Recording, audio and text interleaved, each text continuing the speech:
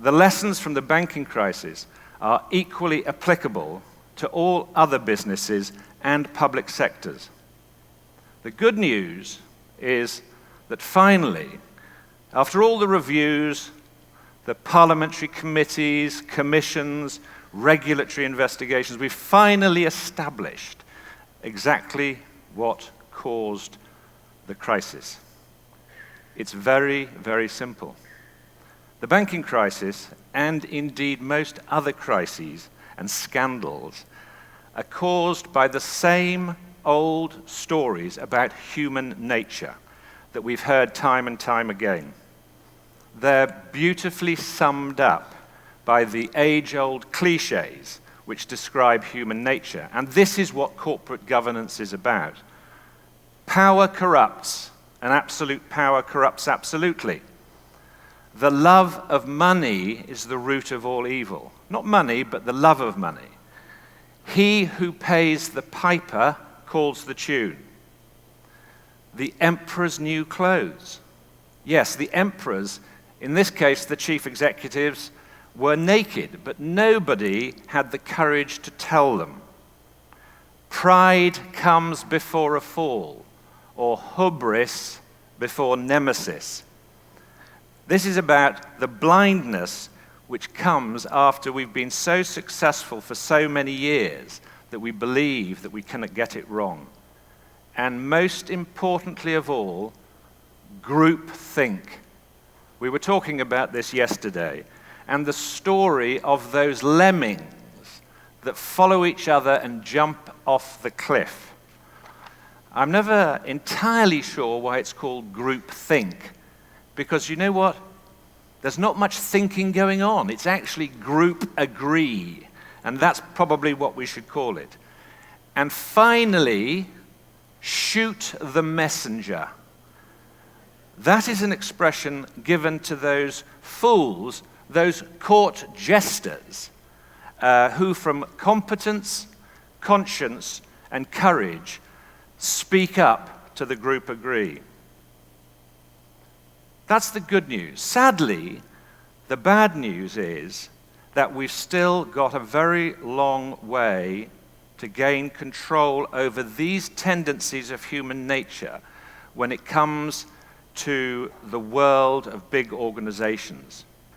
We should also remember that the limited liability company, when it was introduced in 1844, a brilliant idea to separate risk and to create greater creativity and economic growth. The fiduciary duties of directors were established, but nobody dreamt that companies would subsequently have balance sheets and profit and loss accounts the size of sovereign governments. Limited liability was never designed for that. And yet the duties of directors still do not include mandatory public duties and are focused almost entirely on shareholder return. This is part of the systemic issue.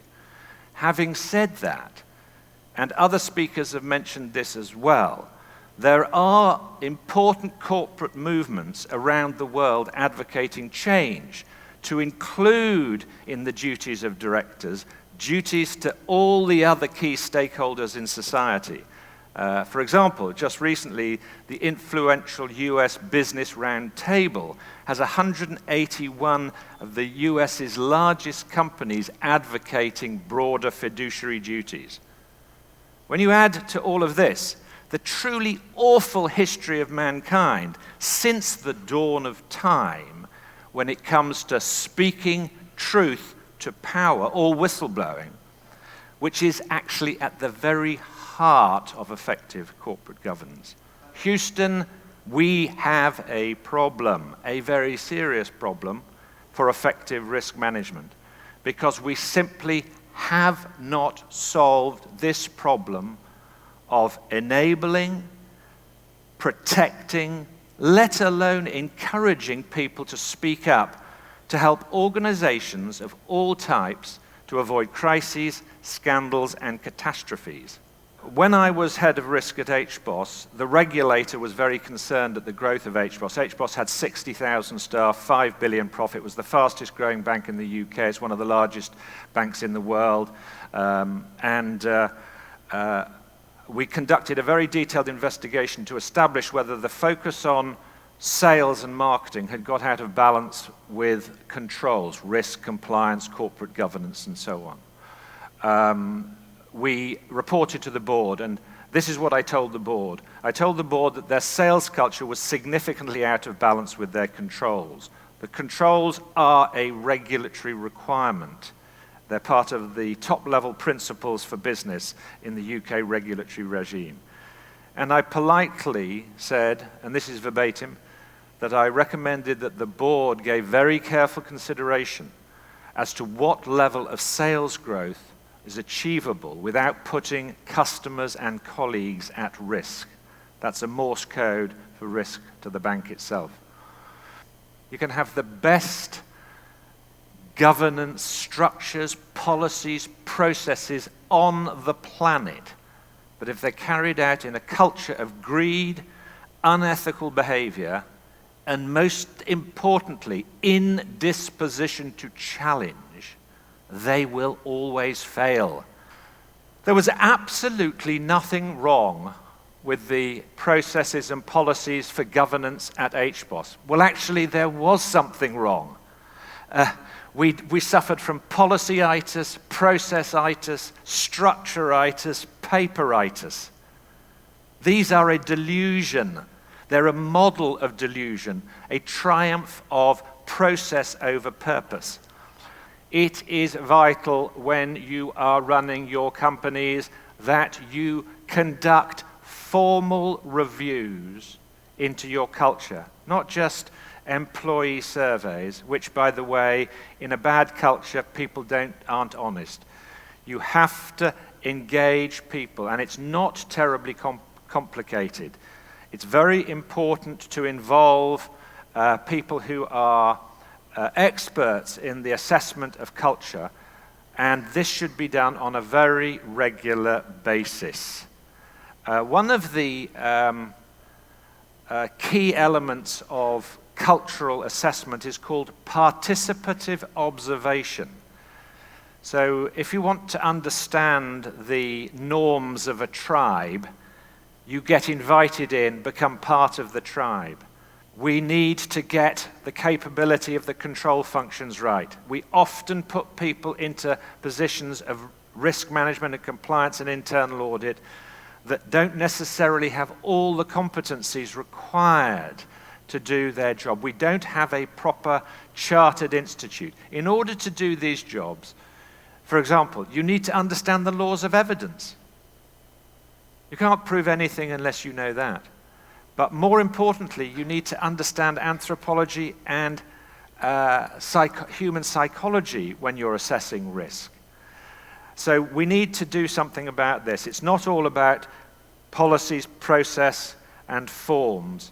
This is the most important, practical, immediate way of solving this. I haven't won the argument on this yet, but I say that the control functions, risk, compliance, and internal audit, should never report to the executive. They should report to a new, dedicated, experienced non-executive, so that if they wish to raise challenge, they will be protected. Because if the executive have power over the dismissal of somebody who raises challenge, then the obvious follows. It is impossible for non-executive directors to keep up in the level of speed and complexity. Non-executive directorships were invented decades and decades ago. Many of the people who become non-executive directors are very busy executives themselves, or they're kind of vaguely into their retirements. But even if they were there more often, it would be impossible to keep up with the organization. So I believe we need to have a completely new paradigm of what a non-executive director should be. Think about risk management and compliance. I use this Venn diagram. So you have to combine, to get these things right, the right business vision and strategy. That in itself must take into account the risk appetite of the organization and the values. Once profit becomes the exclusive goal, if it is produced by improper means and without the common good as its ultimate end, it risks destroying wealth and creating poverty. The United Nations estimated that the banking crisis drove 100 million people around the world back into poverty. The morbidity statistics and mortality statistics, that's the number of extra people who get ill and die in poverty, rise dramatically. I estimate that the banking crisis actually led to the deaths of more people than any conflict since the Second World War.